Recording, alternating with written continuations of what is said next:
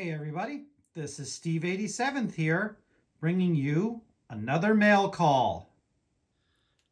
Hey everybody, Steve 87th, with a special mail call. So let's see what it is that I got. You'll actually see this as a video that a lot of other people have done in the past couple of weeks. So let's see what's on the table. So makes it easier for me not to show information if I do this upside down. So let's do this box upside down. See what is inside. As always, Scale Trains really packs everything tight. Again, like you notice, it's a fairly big box, which means there's more than one thing in it. And probably by the title, you'll know what this is. So, the first big box is a Fox Valley rendering, detailed scale trains. And we have the NW Class J 484. I'm going to take a look at that in a minute because there's more stuff in the box. So in the box we have 1, 2, 3. I don't think this is going to fit on my layout. 4, 5, 6 train cars. All right, let's get this box out of the way and let's check out. All right, so obviously this is Scale Train's first steam locomotive, which was presented by Fox Valley Models. This one is the Norfolk and Western Class J production model. So again, nice little book to tell us everything. Storing your model, disassembly, prototypes, operating for DCC, all the CVs, how the internals look, any notes that you want to put on your functional chart, DC operations, steam generator operations, basic programming notes, you know, everything that comes in the book. Surprisingly, one thing that does kind of disappoint me a little bit is they don't really talk too much about the prototype. Okay, but the prototype that I actually got is the Norfolk and Western that is at the train museum in where's that, in Virginia, at the Virginia Transportation Museum. So in the little side box you see we have extra rubber and an extra drive motor with what appears to be a wrench to do adjustments on it. It's in the really thick heavy foam case for a change, which is different.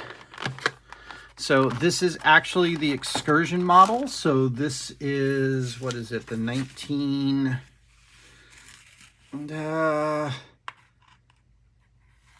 restored twice. It was featured in Norfolk and Southern Railroad steam program from 82 to 94. 21st century steam program. It now operates as a traveling exhibit, occasionally pulling excursion trains on host railroads. So this is basically the rebuild from the 1990s of the 611 that is currently at the Virginia Transportation Museum in Roanoke, Virginia.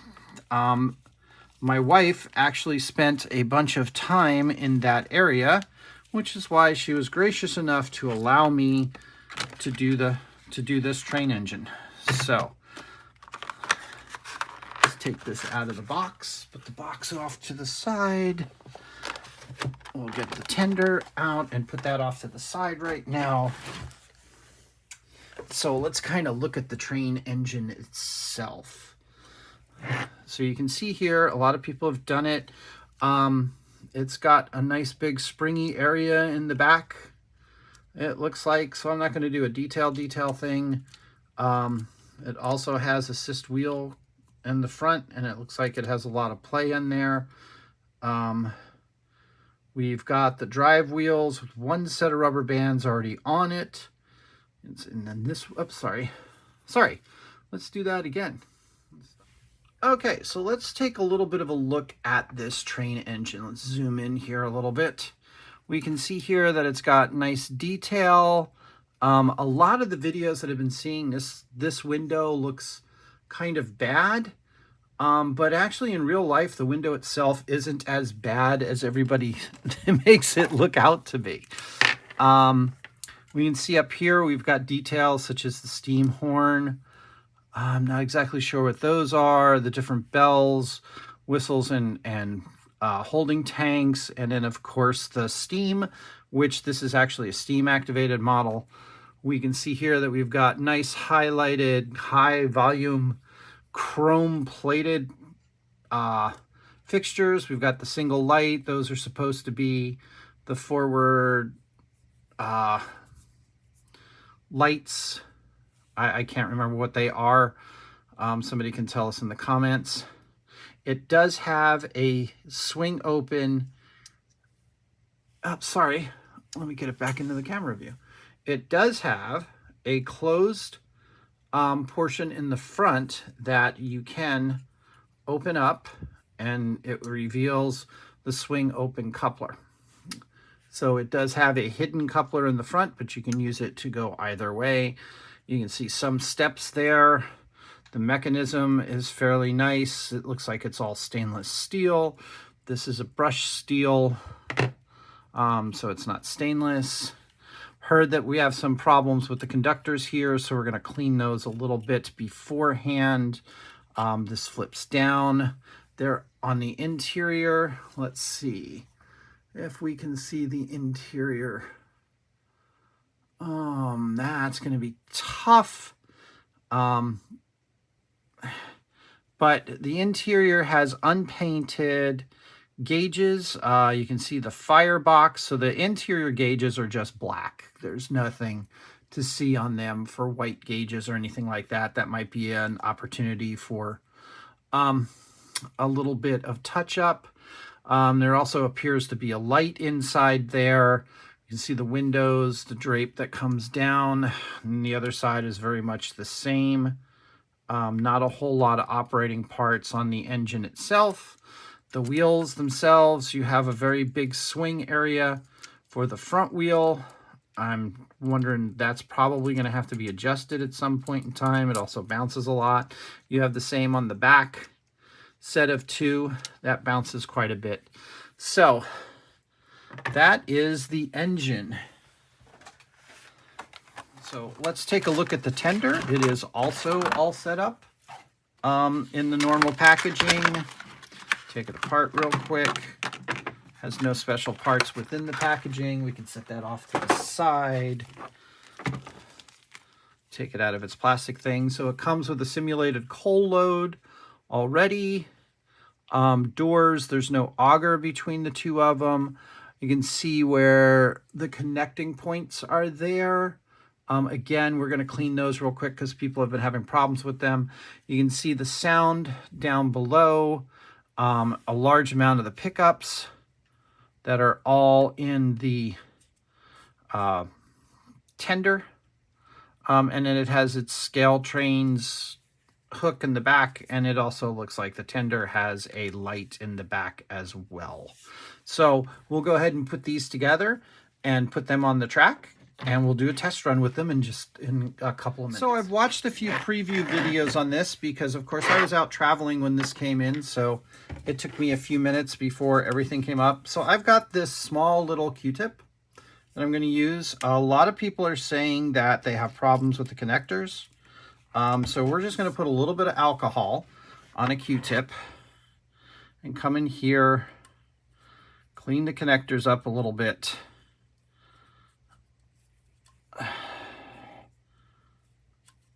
Make sure that we get a nice connection between the engine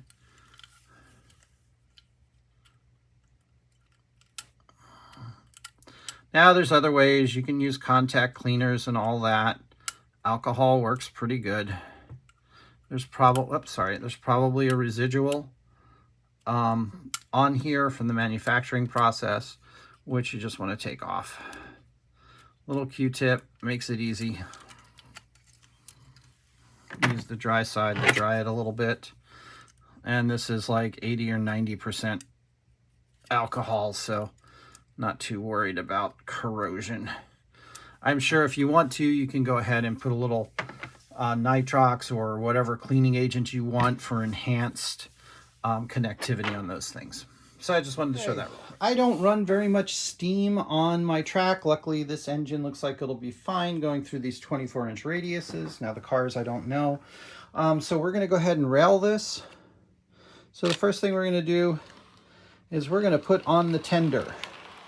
Now you ask, why are we putting on the tender? If you see here, those are female connectors. These are male connectors. So I'm thinking once you try to get these two together, the easiest way to do it is to bring this up into closeness. Put those pins in there. See if we can't lock those down. I should have something to poke with. I usually always have something to poke with. Around. Let's see if we can't get those in there. Slide this down slightly. Oops, sorry. And of course we took that off the back end. Let's just roll this down on the railer.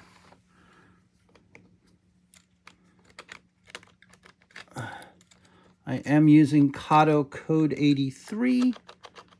So let's see. So there is our connection bond, it looks like. Just flip this down. Okay. So there we go. We got that railed on there and we'll see what we can do with it. All right. So we've got this on the track. We're going to run it without normal DCC or anything like that. We're just going to get it to move. We can see it moving here. And it's doing a pretty nice job going slow. It is very quiet operation without DCC on. So we'll go ahead and move that back. We are on a Digitrack, so it kind of takes a little bit of finessing it. And we're going to move it backwards. And that seems to go pretty well.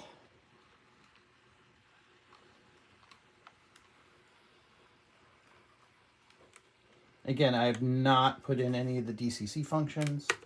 So we're going to go ahead and move this forward and let it go around the track a couple of times to break it in some.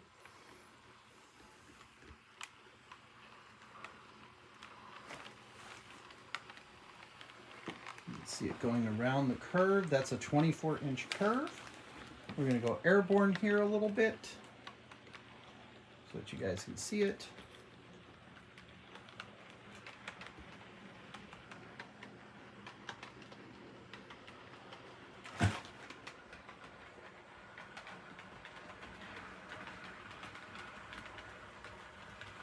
So it is nice quiet running. We're going to get the chaff and all that going a little bit later in the video. Okay?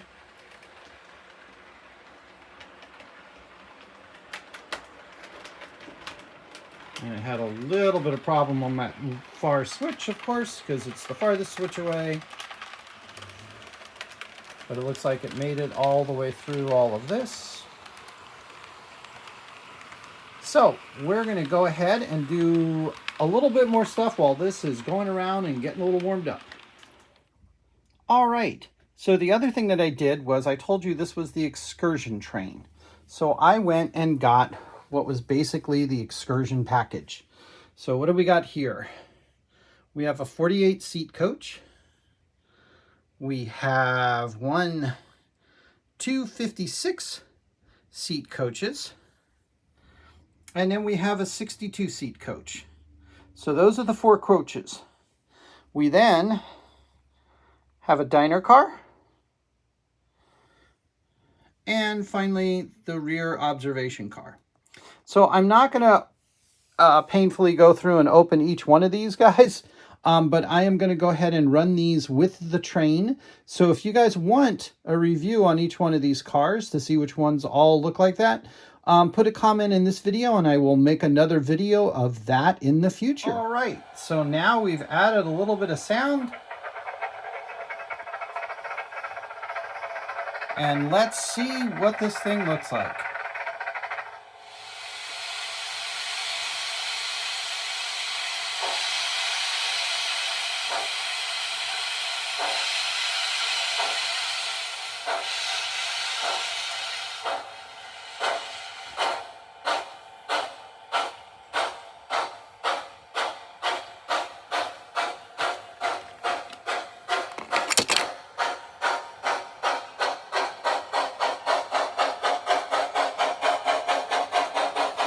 Let's get this going and see what this looks like coming through town.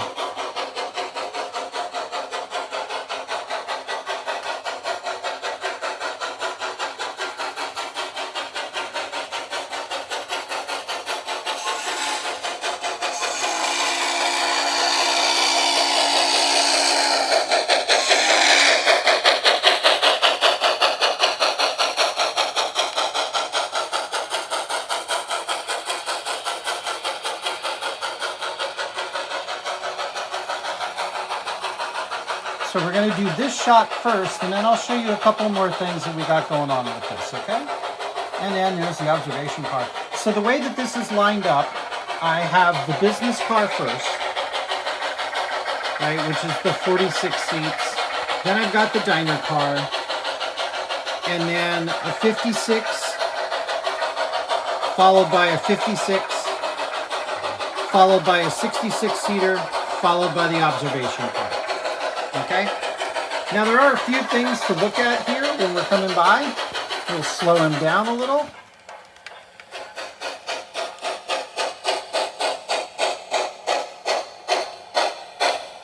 So the gear motion you can see is pretty good. I think the chuffs might be a little off. And this is one of the problems that we have. Right there. And there's the other cars over there. So all the cars are lit. And we do get the wonderful scale trains couplers. Sorry, had to break there for a moment. So, as you can see, we've got the wonderful scale train couplers. On this particular one, you can see the height isn't that great. On this particular one, it is. So, not exactly sure why we've got a height problem right out of the box. This is a little spongy and maybe not that heavy. Another thing that you can see between the cars, there is a huge gap in between the cars. And we'll see that when we go around. The nice thing is all the cars are lit. I have not seen if I can turn those off or if they're constant on. They don't seem to have a flicker. They do have interiors, which is kind of nice, even with the redwood. You can see here the dining car has tables on it and so forth. The business car has a little business lounge, as well as the bigger front seats in there. And then we go back to the 56-foot car. You can see that we have just some normal seats. If we move this ahead a little bit, we'll take a look at the observation car as we're going along.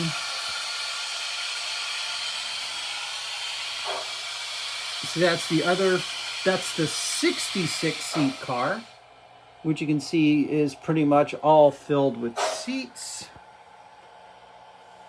It does have some nice slow motion to it.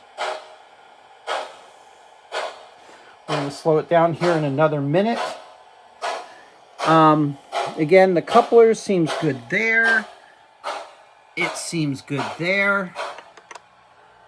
And I will tell you one other thing that was kind of strange too. I'll tell you in a minute. So we can see that the observation car has a little lounge and tables in it here. And then you go back to the end of the car.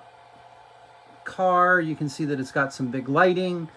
Kind of what looks like a stage. And then the stand.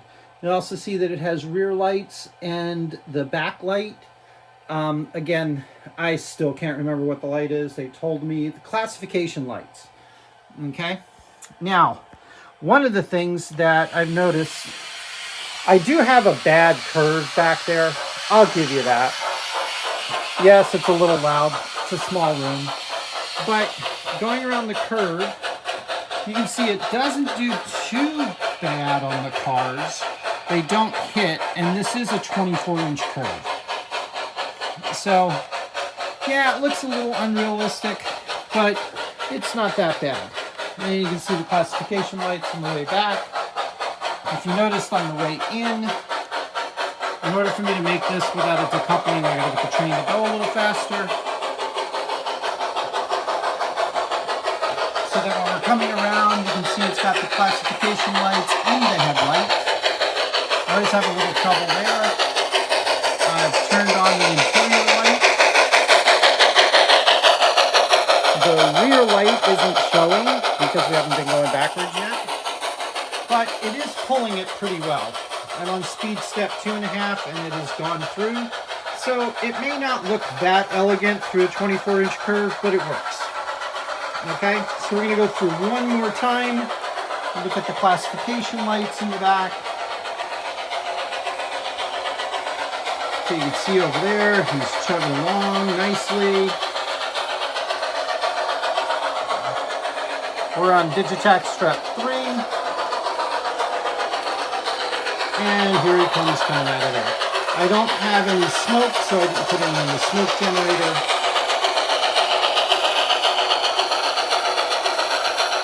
The cars are nicely detailed. The dining car has the top exhausts. Then there's the little escape pods.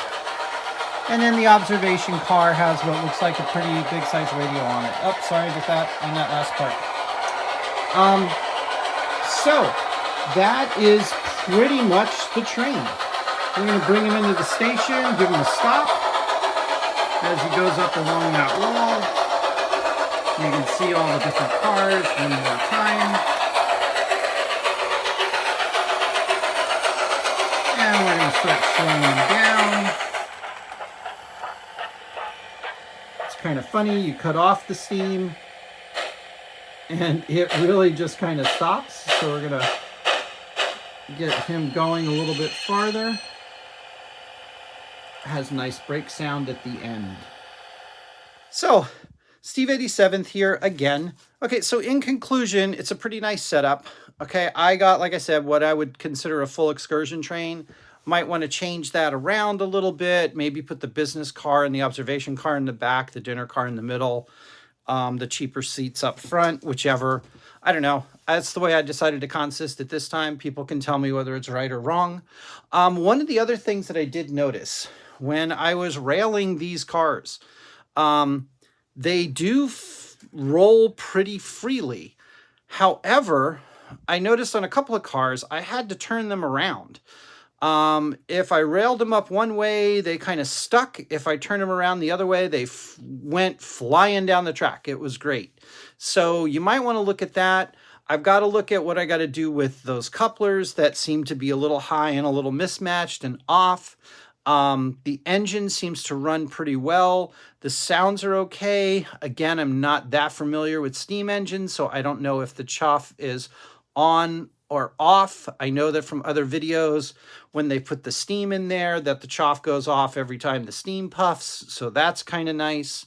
But overall, I'm kind of happy with it. So the reason I got it, my wife actually went to school in that part of Virginia where Roanoke is.